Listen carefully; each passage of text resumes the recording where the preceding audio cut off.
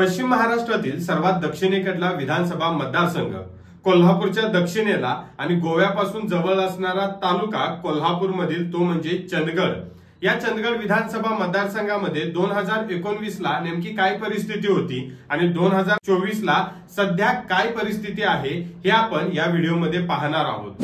नमस्कार, मी स्वप्नील पाटील, लाईव्ह जनमत मध्ये आपले सर्वांचं स्वागत आहे।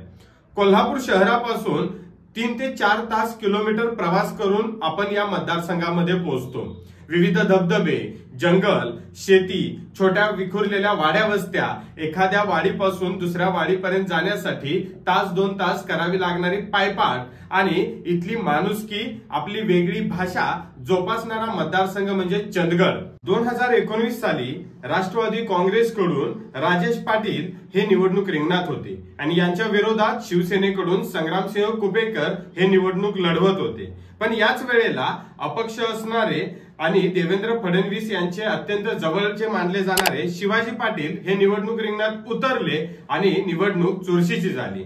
यासोबतच जनसुराज्य पक्षाकडून अशोक चराटे हे निवडणूक रिंगणात उतरले आणि आणखीन एक फॅक्टर 2019 ला हा चंदगड विधानसभेमध्ये गाजला, तो म्हणजे वंचित बहुजन आघाडीकडून अप्पी पाटील हे निवडणूक रिंगणात आले।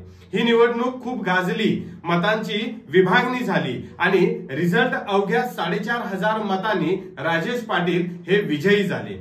पण 2024 चा विचार करता राजेश पाटील हे राष्ट्रवादी काँग्रेस अजित पवार यांच्या सोबत आहेत आणि अशोक चराटे, शिवाजी पाटील, संग्रामसिंह कुपेकर हे सर्व मंडळी आता महायुती म्हणून एकत्र असलेले दिसून येतात। सध्या 2024 ला यातलं नेमकं तिकीट कोणाला मिळतं हे पाहावं लागेल। महाविकास आघाडीचा विचार केला तर शाहू महाराजांना लोकसभा निवडणुकीत अप्पी पाटलांनी आपला पाठिंबा काँग्रेसकडून वर्तवला, त्याच वेळेला त्यांचं नाव हे आमदारकीसाठी चर्चेत आलं। काँग्रेसचा पाठिंबा सतेज पाटील यांचे जवळचे मानणारे अप्पी पाटील यांना मिळाला तर ते निवडणूक रिंगणात महाविकास आघाडीकडून असतीलच, पण आणखीन एक नाव चर्चेत आहे, ते म्हणजे नंदा बाभुळकर या निवडणूक रिंगणात असतील अशी ही चर्चा आहे। शरद पवार यांच्या पक्षाकडून या निवडणूक रिंगणात उतरतील असं म्हटलं जातं। एकंदरीत नेमकं महाविकास आघाडी असेल किंवा महायुतीमध्ये तिकीट कुणाला मिळेल किंवा जर तिकीट दुसऱ्या व्यक्तीला मिळालं